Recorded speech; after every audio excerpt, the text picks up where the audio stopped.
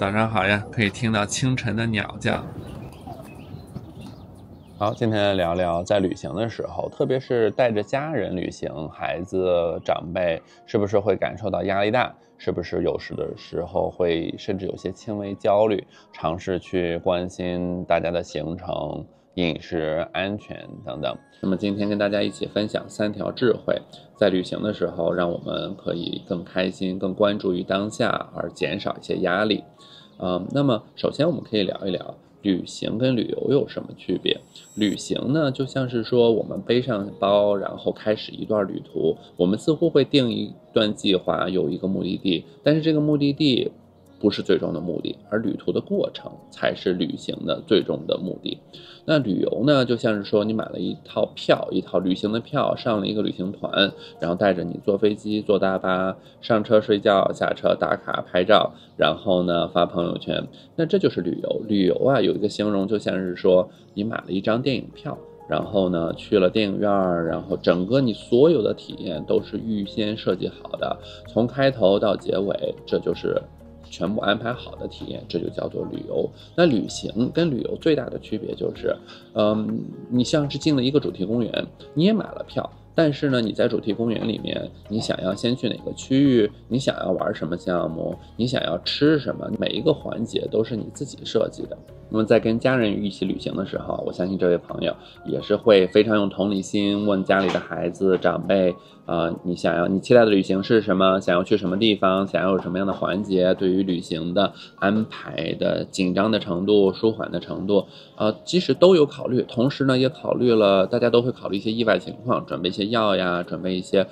提前准备好当地的紧急的联系方式。但即使做了这些，还是会有压力大。为什么呢？这就来自于3个方面的问题，同时呢，我们也可以有3个方面的技巧。第一个就是尝试于控制。我们在旅行的时候会尝试控制身边的孩子呀、长辈呀，然后为什么想控制他们呢？其实也是出自于爱，因为出自于对他们的爱，所以呢，不想看到他们受伤害。这种伤害不管是心理上的伤害，还是身体上的伤害。然后过多的控制呢，会体现在会跟孩子们说，不要一直看屏幕，这里危险，不要去，不要跟这些人说话。其实呢，这些过多的控制就会让自己压力很大，同时让身边一起旅行的人也会感受到，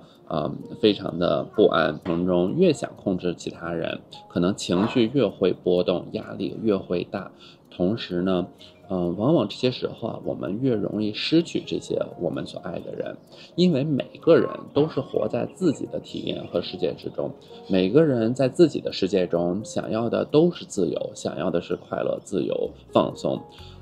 当我们想要去控制其他人的时候，其他人想要的，孩子想要的也是自由。这个时候呢，孩子反而会离我们的距离更远一些。我们要知道的就是在这个世界上，你是无法完全的控制任何一个人的。即使你是一个公司的 CEO、董事会的董事长、一个地区的皇帝，你也无法控制任何一个人的身体和心灵，他们的行为和思想，你想一想，真的可以完全控制吗？那么同样，我们作为孩子的父母也不会完全的控制孩子。有一种方式可以去非常轻松的跟家人相处，那就是把他们当作社区里的小猫。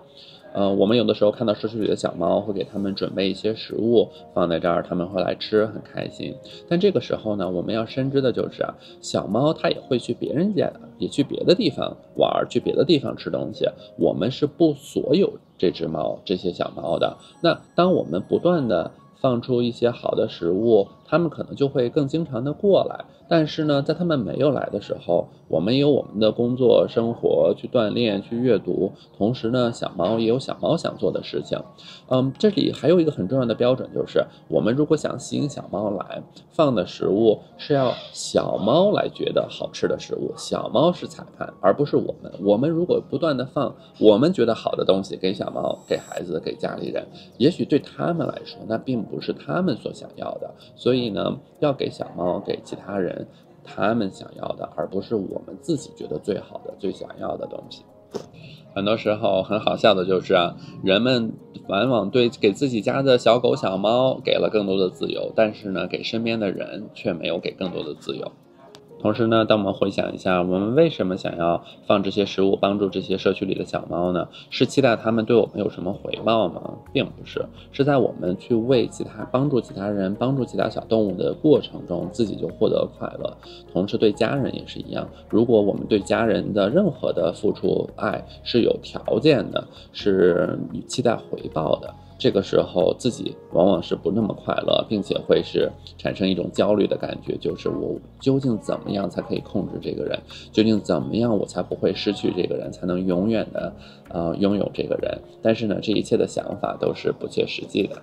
第二条智慧呢，就是放下对周围的环境的控制欲。我们要知道，在环境，我们旅途的交通工具、住的酒店、吃的餐馆，也没有一项是完全在我们控制之中的。往往呢，我们太在意旅行过程中的一些结果，比如说，有没有体验到一些项目，有没有吃到一些餐馆，然后呢，往往因为太在意结果，所以错过了这种轻松的去体验每一个当下的过程。每一个当下，你走在街道上，看在不同的文化，看到了不同的国家，他们的生活的习惯，他们在街上在做什么。当我们产生了这种欲望，也就是去控制一个不能控制的结果的时候，我们就很容易错过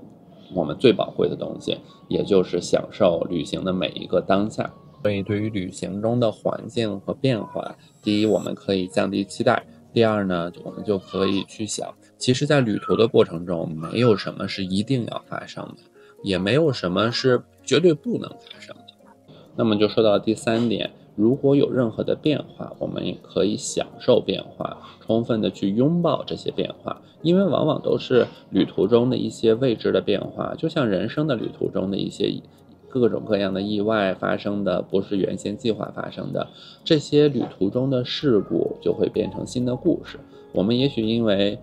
一些行李延误了，于是呢我们获得了一些新的当地的衣服，也许呢因为我们有一趟的飞机取消了，于是我们多住了一晚，认识了新的朋友，开启了新的故事。其实所有的变化都可能是对我们来说是一段好的体验，是一个新的故事的开启。在旅行的过程中啊，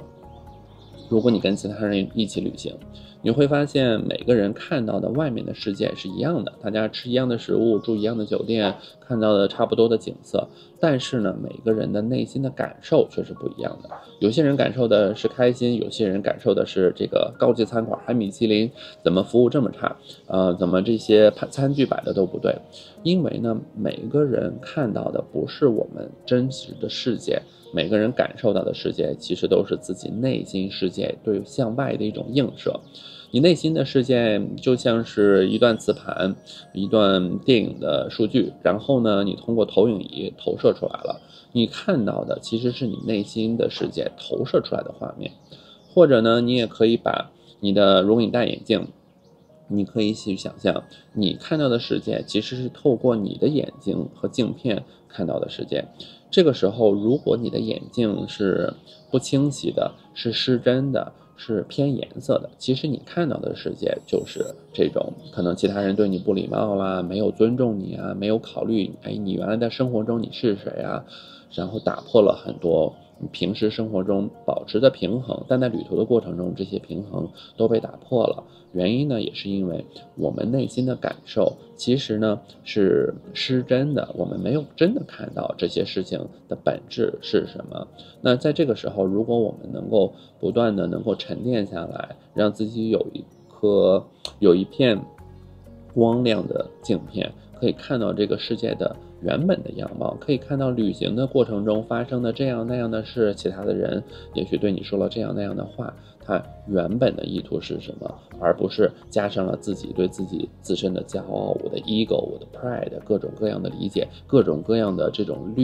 镜片加上去以后，感受到的往往就是不平和的各种各样的情绪，愤怒，焦虑，可能这些我们的情绪就会出来。其实呢，如果你观察，有时候自己或者身边的人，不管是在平时的生活中，还是在旅行中，都是处于一种 suffer 的状态，他都是 suffer 在自己的世界中。这个时候呢，我们可以看到一个公式啊，就是我们感受到的幸福就等于现实的情况减去期待。有的时候欲望期待越高，这个时候幸福自然就少了。但是想让幸福增多的很容易的方式就是并不是去控制我们的环境，控制我们的现实，而是去降低我们的期待。在旅途的过程中，人生旅途也是这样，每一次变化，每一种体验，其实它只是我们去来这个世界玩这场游戏的体验的一部分。所以呢，不要对结果太执着，去充分的享受当下，享受每一个过程。所以呢，其实有的时候我们跟我们的家人一起旅行，我们的家人的感受也不在我们的控制之中，即使我们想让他们有好的体验，但是你问问自己，这真的是你可以控制吗？他们的外部环境，他们自己的感受，这都不在你的控制范围之内。但是在这个基础上呢，我们依然可以在旅行的过程中跟家人保持很好的沟通，有任何的不舒服的体验，及时正面的积极的沟通出来。然后呢，也在一起相处的过程中，